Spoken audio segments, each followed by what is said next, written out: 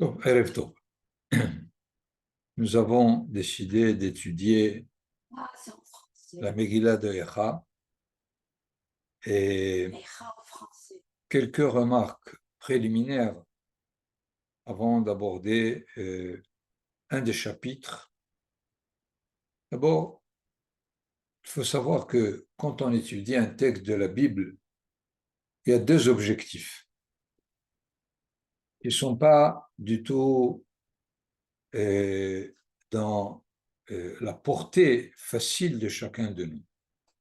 Malgré cela, si on n'est pas conscient de ces deux objectifs, et l'étude est sans presque aucun intérêt, comme si on étudiait un livre, n'importe lequel.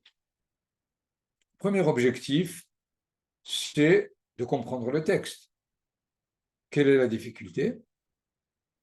Le texte est écrit dans une langue prophétique et nous n'avons pas un dictionnaire prophétique. Comme celui qui prendrait un texte de la relativité d'Einstein, il comprend les mots, mais il ne comprend rien du tout. De la même façon, un texte de la Torah qui est écrit Belashon HaKodesh, et Lashon HaKodesh, ça veut dire le langage de la prophétie. La prophétie s'est arrêtée il y a 2000 ans. Nous sommes dans une difficulté énorme.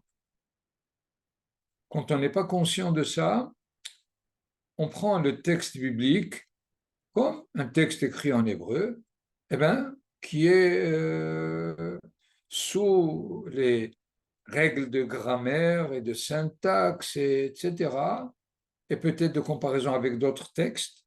Et finalement, on est complètement en dehors du texte.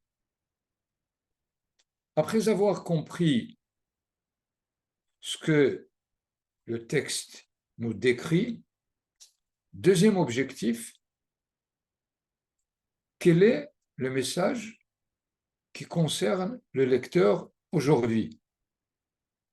Étant donné que tous les textes de la Bible sont au moins il y a 2500 ans, il y a le risque de les prendre pour un livre d'histoire d'il y a 2500 ans.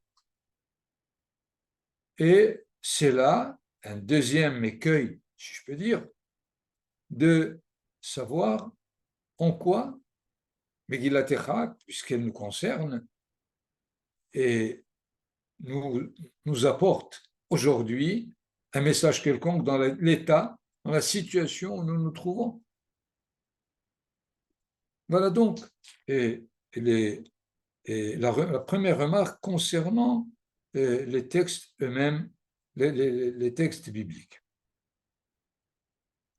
Maintenant, au niveau du première remarque, c'est-à-dire le texte lui-même, il y a deux possibilités: l'étudier pour lui-même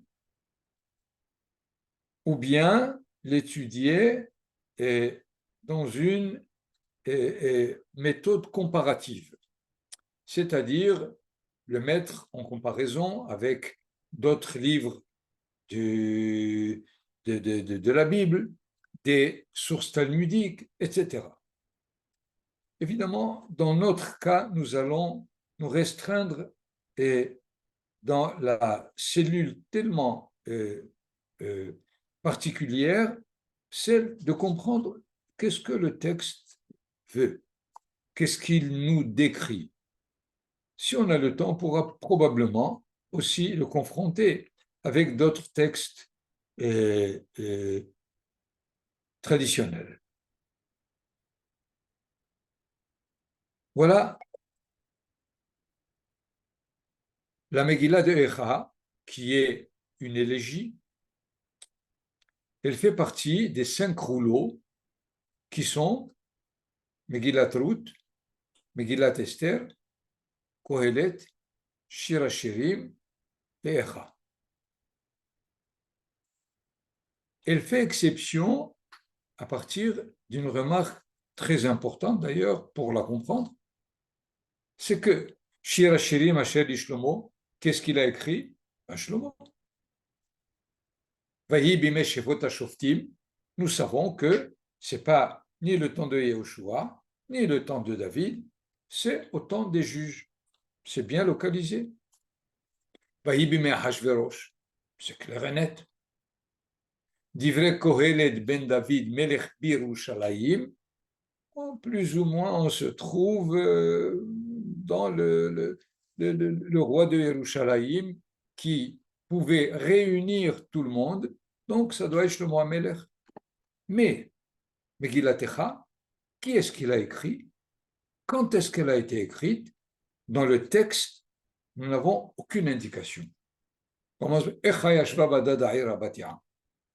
est assez surpris de cette de l'introduction par Echa Yashva Badad. Donc, nous avons dans ce cas-là une première difficulté, c'est de savoir, et à partir d'autres textes, évidemment, que ce soit Melachim, les rois, ou Divrei Hayamim, ou les chroniques, nous aider de ces textes pour essayer de nous repérer à l'intérieur de Echa. Voilà donc une première difficulté. Une autre remarque, Echa contient 5 chapitres. 5 chapitres qui sont des chapitres ce que j'appelle autonomes. Pourquoi? Parce que Bereshit a été divisé en chapitres par un prêtre anglican au XIIe siècle à peu près. Donc, ça ne nous engage pas. Comment il a divisé le livre de Bereshit, de Shemot, etc., ce n'est pas notre problème. Mais là, la division est claire. Pourquoi? Parce que le premier chapitre, le deuxième et le quatrième contiennent 22 versets, c'est-à-dire des versets dans l'ordre alphabétique. Donc c'est clair, le chapitre est bien défini en lui-même. Le troisième chapitre, il est aussi alphabétique, mais à chaque lettre, on consacre 3 versets. Le cinquième chapitre, le dernier, n'est pas alphabétique, mais il contient aussi 22 versets. Donc, je l'ai déjà dit, la répartition est presque homogène, si on peut dire, à la façon dont le texte est écrit lui-même. Et le mot Echa, d'ailleurs, qui est traduit différemment dans d'autres situations, nous savons que dans la Haftarah de Shabbat, on a Echa Haïta Lezona, Kiria Neemana. On a dans la paracha, on avait Moshe Rabbeinu qui dit Echa Esa Levadi Torhachem Umasa'achem Verivechem. Et celui qui a traduit différemment, mais il me semble que le Midrash a voulu Davka, parce que ce mot-là est une sorte de cri dans le cas de Moshe Rabbeinu, de Yeshaya, de Yirmiya, dans le cas de Megillat Echa, c'est pour nous dire leur étonnement. Comment ça se fait que c'est comme ça? C'est-à-dire, c'est imprévisible. C'est là le terme de Echa, que cela soit dans Moshe Rabbeinu, qui dit Echa essa levadi torhachem umasa'achem verivechem. Je n'ai jamais pu imaginer la difficulté de mener un peuple comme vous. Baruch Hashem, vous êtes maintenant sortis d'Égypte, vous avez reçu la Torah, et voilà que il m'est difficile de croire, de rencontrer un peuple tellement difficile.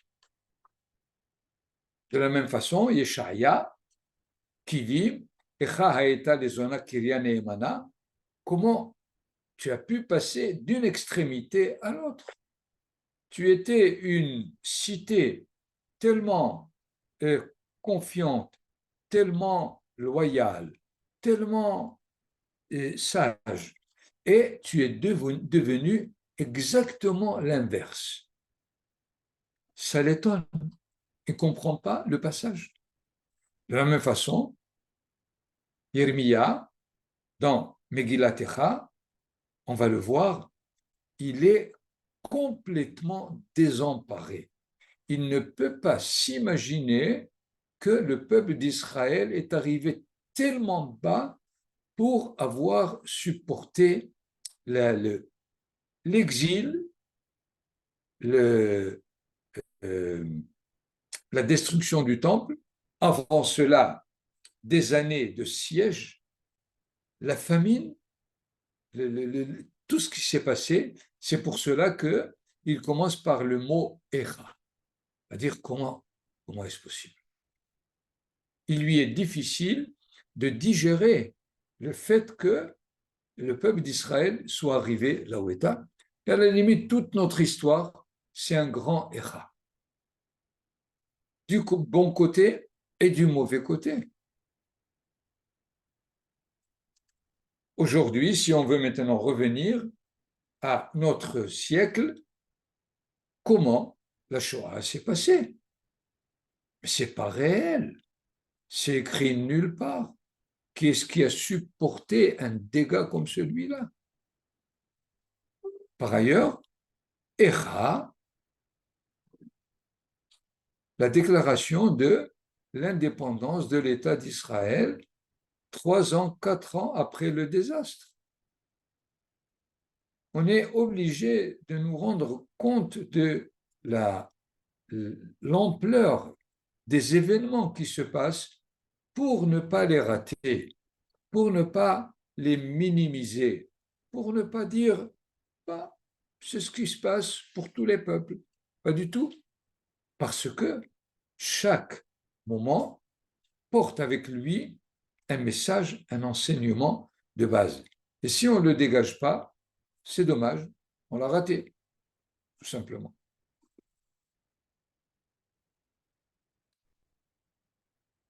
Voilà donc, et cette introduction qui va nous permettre de prendre, avec permission, le 3e chapitre. Pourquoi le 3e chapitre? Alors que les 2 chapitres qui le précèdent et les 2 chapitres qui le suivent, le sujet, c'est le peuple d'Israël, c'est le temple, c'est Yerushalayim. Le 3e chapitre, c'est l'auteur lui-même, c'est-à-dire Irmia. Le sujet, c'est pas ce qui se passe, à la limite, c'est son agenda. Il nous ouvre son agenda, et d'ailleurs, vous avez, Nathan, si possible, tu nous donnes la référence des textes que je t'ai envoyés. Je n'ai pas besoin de les lire en hébreu et de les traduire, ça nous prendra beaucoup de temps, mais nous avons ici le premier verset. Je suis l'homme qui a connu la misère sous la verge de son courroux. Son courroux, on ne sait même pas lequel. Hein? Vous vous rendez compte qui est la 3e personne ici? C'est moi qui l'a poussé et fait marcher dans les ténèbres que ne traverse aucune lueur. Vous comprenez? On peut le lire. Ani ha-gever ra'a oni beshevet ivrato, oti nahag vayolach choshech velo or, ach bi yashuv yahafoch yado kol hayom. Et ceci pendant 17 versets. 18 versets est la description d'une situation aberrante qu'il ressent et le nom divin n'est pas cité pendant 18 versets. Jérémia, comment il peut faire ça? Ce n'est qu'au 18 verset dans lequel il dit « Et j'ai dit, c'en est fait de mon avenir et de ce que je pouvais espérer de l'Éternel. Avad nitzhi me Adonai. Tout d'un coup, lorsqu'il arrive au niveau le plus bas, il n'a plus aucun espoir. Et là arrive le nom divin, et voilà, au verset 18, c'en est fait de mon avenir et ce que je pouvais espérer de l'Éternel. Dès qu'il a dit le nom divin, un revirement étonnant. Rappelle-toi ma misère et mon abondant. Je ne connais que poison et absinthe. En évoquant ces souvenirs, mon âme s'affaisse en moi. Et le verset 21, mais voici la pensée qui s'éveille en moi et c'est pourquoi j'espère. C'est-à-dire que Irmia, qui ressent la désolation la plus grande au point où il ne trouve aucune lueur d'espoir. Et dès qu'il a exprimé le nom divin, dans le verset 18, immédiatement au verset 21, il reprend espoir. On pourrait lire à partir du verset 21 des versets comme c'est que les bontés de l'Éternel ne sont pas taries et que sa miséricorde n'est pas épuisée.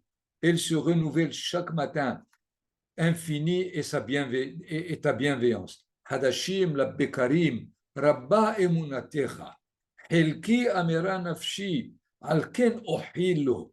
L'Éternel est mon lot, dit mon âme, aussi espérai-je en lui. Alors que dans les versets, des 18 versets, il répète qu'il n'a aucun espoir, qu'il n'a aucune consolation. Et dans ce cas-là, il avance jusqu'au verset 39. Pourquoi donc se plaindrait l'homme sa vie durant, l'homme chargé de péché? C'est-à-dire, il reconnaît le fait qu'il y a eu des fautes. Verset 40, nous l'avons ici. Examinons nos voies, nahpesa derachenu venahkora venashuva ad Adonai.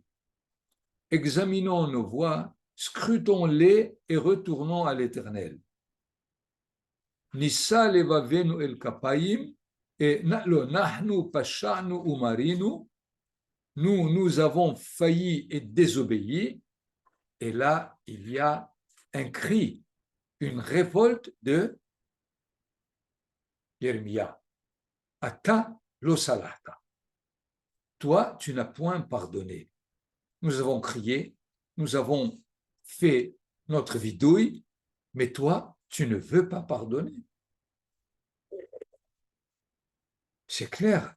C'est-à-dire, il y a là une sorte de déchirure à l'intérieur de Yermia qui dit, oui, nous avons fauté, mais tu as exagéré, tu as dépassé les limites. Jusqu'où tu nous as amenés? Verset 43, tu t'es enveloppé de colère et tu nous as persécutés. Tu as tué sans management. Harasta lo hamalta. Et il y a donc ici une sorte d'attaque à la limite de Jérémie devant la providence divine. C'est-à-dire les deux mondes, les deux sensations tellement extrêmes se mélangent à l'intérieur de Jérémie. Il reconnaît qu'il était la cause de ce qui s'est passé, mais ce qui s'est passé a dépassé la mesure. Nous avons d'ailleurs des sensations très polaires, si on peut dire. Je vais vous donner un autre exemple au psaume 73. En bas, et Mizmor le Asaf, Ach tov le Israël, Elohim le baré levav. Qu'est-ce qu'il dit? Le psaume d'Asaph, Dieu est bon pour Israël,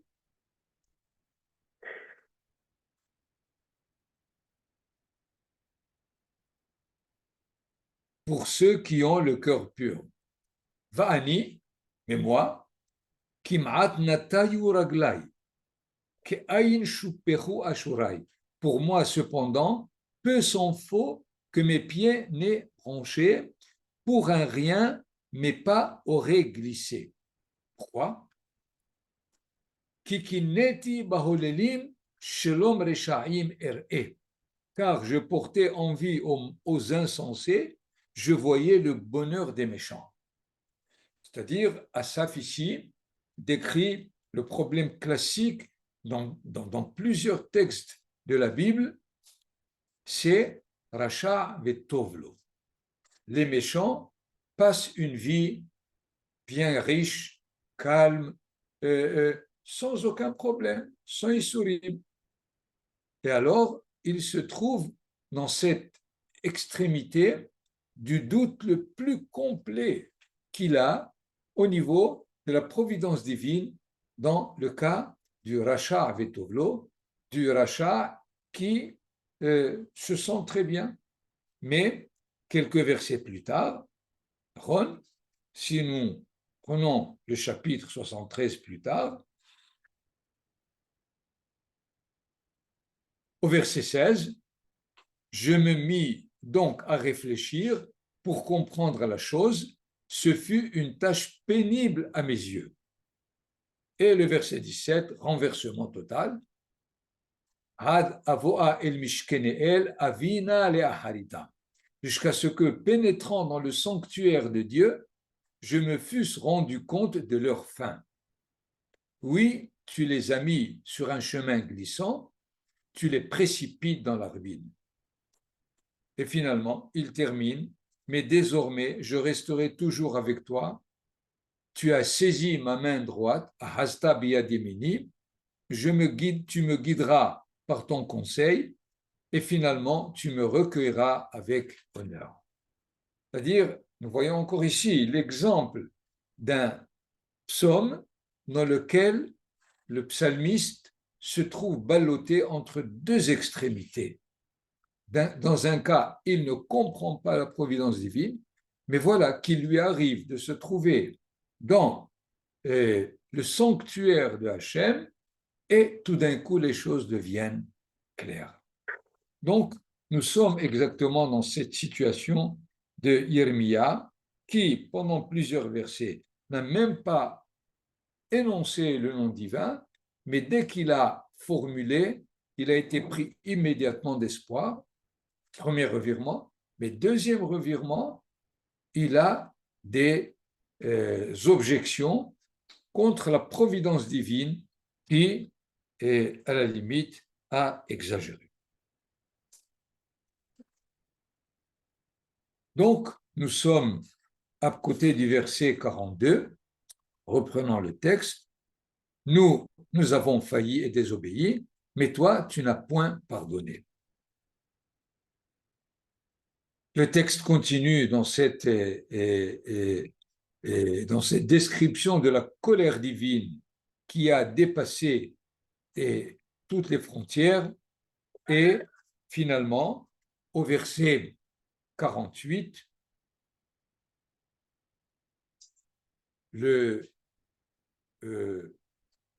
Irmia revient à lui-même. Jusque-là, il a parlé au pluriel. Et voilà qu'au verset 48, mes yeux se répandent en torrent de larmes à cause de la catastrophe de mon peuple. Mes yeux se fondent en eau sans s'arrêter, car il n'est point de répit au mal, jusqu'à ce que l'Éternel regarde et voie du haut du ciel. Et il faut arriver dans cette prière que Irmia Hanavi demande que la catastrophe s'arrête, et voilà qu'il nous porte encore au verset 52. Ils m'ont pourchassé comme un passereau, ceux qui me haïssent sans motif. De qui il parle? Vous suivez? Il a parlé d'abord de son état, sans espoir. Il a repris espoir. En reprenant espoir, il a reconnu les fautes qu'il a faites au nom du peuple.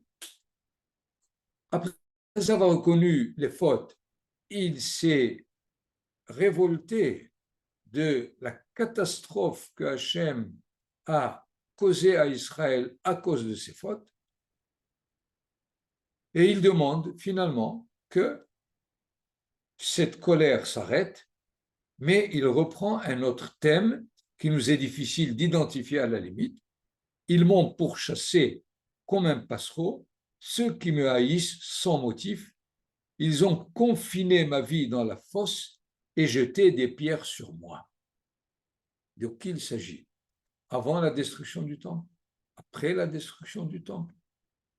Vous voyez que le texte parle beaucoup plus de l'état sentimental, psychique, plus que d'un état où il nous clarifie de quoi il s'agit. C'est pour cela que là, il nous est nécessaire de nous reporter au livre de Yermia ou au livre des rois pour que l'on sache ce qui s'est passé pour Yermia lorsqu'il est venu annoncer une catastrophe et irrémédiable, c'est-à-dire il dit au nom de Akadosh Baruch Hu qu'avant que la catastrophe n'arrive, il faut se rendre, il faut battre la retraite et aller sortir, se rendre et à Nebuchadnezzar et ne pas croire qu'on est capable de livrer la guerre. Pourquoi? Parce que Akadosh Baruch Hu a décidé de détruire le temple, il a décidé de prendre Israël en galoute, alors c'est dommage qu'il y ait encore plus de tués, d'affamés. Rendez-vous, vous vous rendez compte que ce que cela veut dire? Quelqu'un, qui aujourd'hui va nous dire rendez-vous au Hamas, ou à Hezbollah, ou à quelqu'un, qu'est-ce qu'on lui fait? On le met en prison, tout simplement. C'est ce qu'ils lui ont fait. Ils ont pris Ermia, ils l'ont mis en prison, et quand il a continué de la prison à prophétiser, ils ont demandé de le tuer. Shoot, de l'éliminer. Évidemment, personne n'osait tuer un prophète, alors ils ont décidé de le jeter dans un puits de boue. Et il y a eu un noir qui était un des serviteurs du roi Tzidkia. Tzidkia n'était pas d'accord avec tous ces ministres qui ont décidé de jeter Yermia dans une fosse de boue, et il lui a dit, va le sauver, va le tirer avant qu'il ne meure. Et il a immédiatement pris des lambeaux de drap, il les a rattachés, il les a jetés immédiatement à Yermia, et il lui a dit, mets-les autour de ta taille, je vais te sortir. C'est comme ça qu'on peut comprendre maintenant le verset qui dit « Ils ont confiné ma vie dans la fosse et jeté des pierres sur moi. Les eaux ont monté par-dessus ma tête et j'ai dit « Je suis perdu. » Mais j'ai évoqué ton nom des profondeurs de la fosse. Tu as entendu mon appel.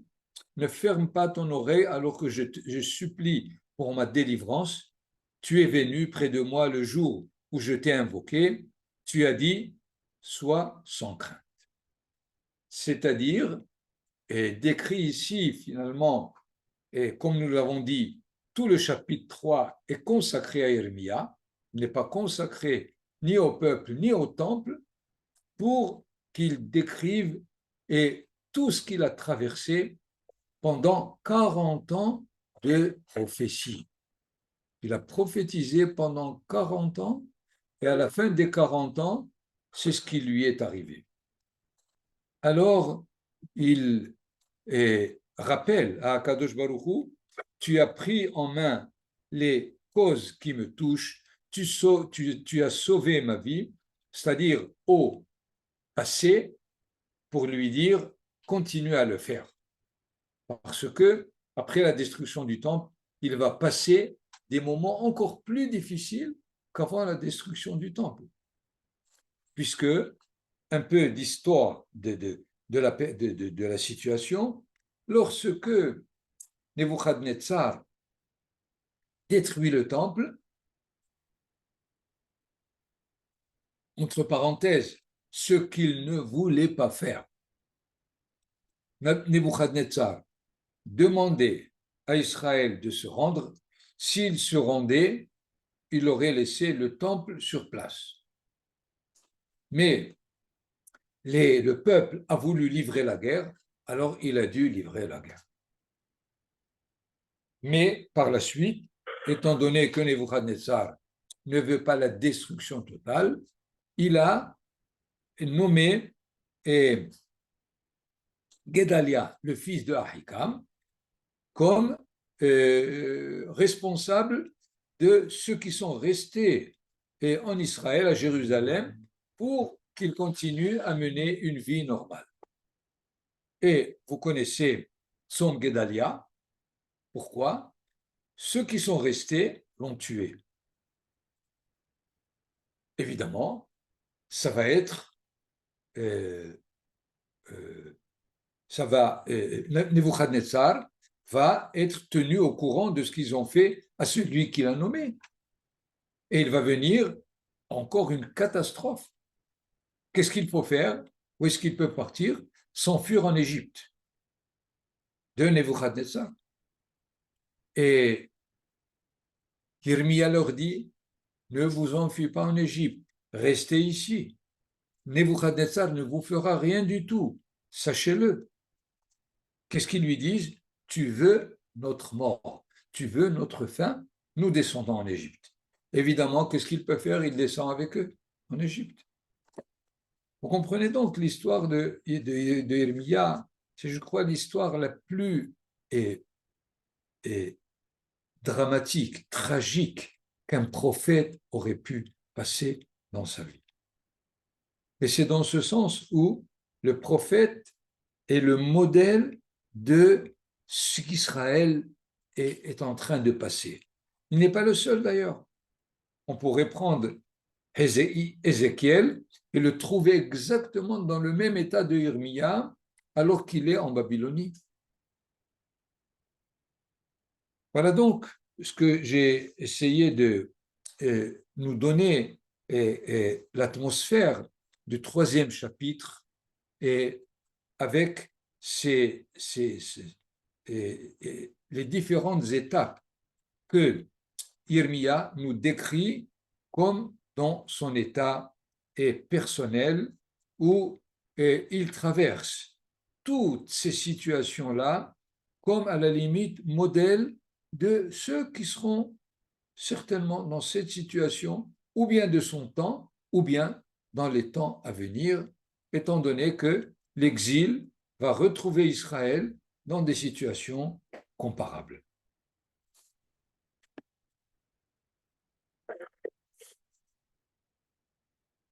Qu'est-ce qu'on peut finalement tirer pour nous? Il me semble qu'il y a là un enseignement de ce qu'on appelle la sincérité profonde du prophète.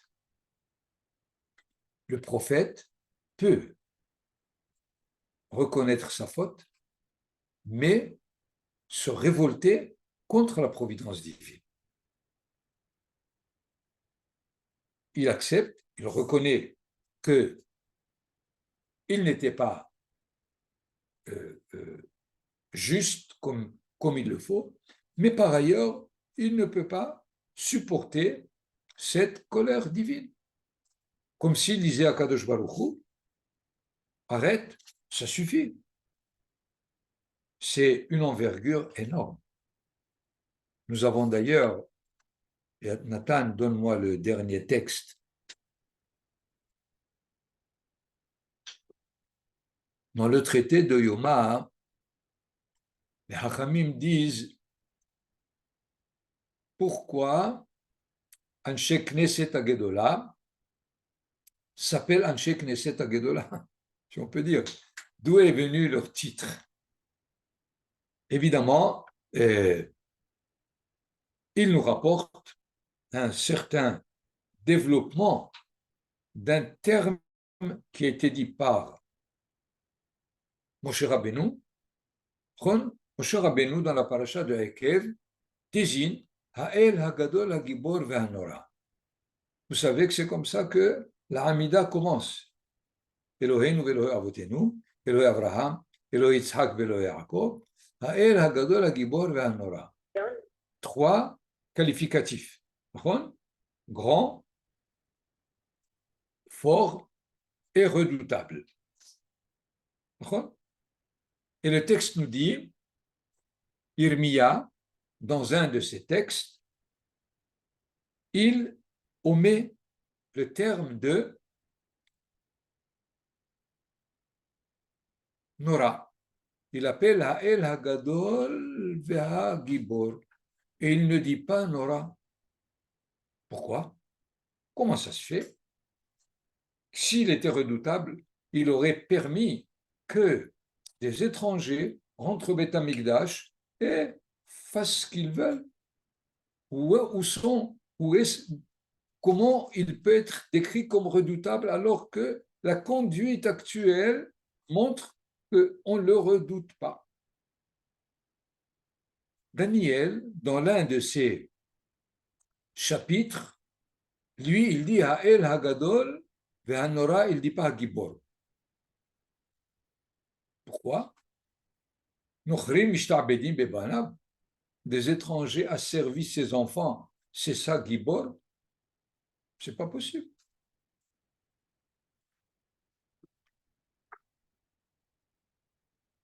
Qu'est-ce qui se passe? Anshe Knesset Hagedola, ils viennent et ils restituent Ha'el Hagadol Hagibor ve'Hanora. C'est ça leur grandeur. C'est par ça que ça s'appelait Anshe Knesset Hagdola. Comment ça se fait? Mais voilà que Irmia et Daniel ont fait. Eux, ils ne reconnaissent pas Irmia et Daniel. Non. Eux, ils expliquent. Ils disent Adraba, Zohi Gvurat Gvurato, Shekovesh et Yitzro, Shenoten Erech Apayim la Reshaim. C'est ça sa force. Sa force, c'est de pouvoir retenir sa colère pour donner une chance aux Reshaim. Et il faudrait voir maintenant comment est-ce qu'il faut le redouter. Si ce n'était le fait qu'il est craint d'une façon ou d'une autre, comment est-ce qu'un peuple tient le coup dans l'histoire de toute l'humanité où ils l'ont persécuté? Donc, nous voyons ici que Irmia et Daniel, d'un côté, ils voient ce que le Anshe Knesset Hagedola ne voit pas. Et le Anshe Knesset Hagedola, ils ne voient pas ce que les prophètes ont vu. D'ailleurs, la Gemara continue. Et Irmia et Daniel, comment ils ont pu faire ça? Moshe Rabbeinu, il a dit, comment ils se permettent d'enlever? Amar Rabbi Elazar, מתוך שיודעים בהקדוש ברוך הוא שאמיתי הוא, לפיכך לא כיזבו בו. Étant donné qu'ils savaient qu'Akadosh Baruch Hu, c'est la vérité, ils ne peuvent pas dire quelque chose contre la vérité. Les prophètes, ils voient. C'est-à-dire, devant eux, l'image est claire. Et donc, ils ne peuvent pas dire ce qui n'est pas vrai dans ce qu'ils voient. C'est pour cela que j'ai dit, il y a un degré de sincérité qui permet à Irmia de dire « Oui, j'ai fauté, tu as exagéré. » c'est clair. Ce qui est là est pour dire il est nécessaire qu'on soit sincère par rapport aux événements et qui nous donnent notre histoire. Il faut être sincère le jour de Tisha B'Av, de la catastrophe. Il faut être sincère le jour de Yom HaAtzmaut, qui est le plus grand événement qui s'est passé. Et ne pas vivre tel événement au paroxysme et tel autre. Oui, bon, c'est possible. Oh, ça s'est passé. C'est vraiment parce qu'on a, c'est pas ce qu'on espérait. Il y a là un enseignement de sincérité de l'événement lui-même qui donne à Daniel, à Yermia et au Anshe Knesset Gedola de détecter à chaque moment ce qu'il faut dire comme vérité par rapport au développement de l'histoire d'Israël. Lechem Beruchim.